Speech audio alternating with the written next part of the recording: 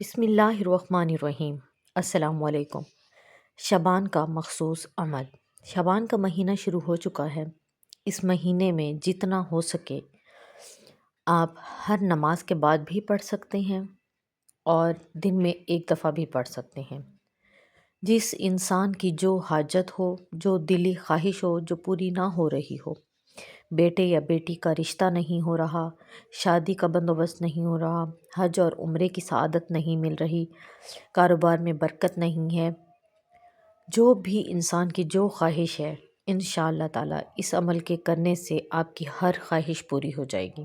اور اس عمل کو آپ ہر وقت 5 وقت کی نماز کے بعد بھی کر سکتے ہیں اور 1 وقت کی نماز کے بعد، عشاء کی نماز کے بعد بھی کر سکتے ہیں، یا اگر آپ کو ٹائم ملے تو آپ ساری نمازوں کے بعد ایک دفعہ کر سکتے ہیں۔ عمل یہ ہے کہ ہر بار آپ نے بسم اللہ لازمی پڑھنی ہے، بسم اللہ کے ساتھ پڑھنا ہے۔ سورۃ کوثر 33 مرتبہ سورۃ کوثر پڑھنی ہے، ہر بار بسم اللہ لازمی پڑھنی ہے۔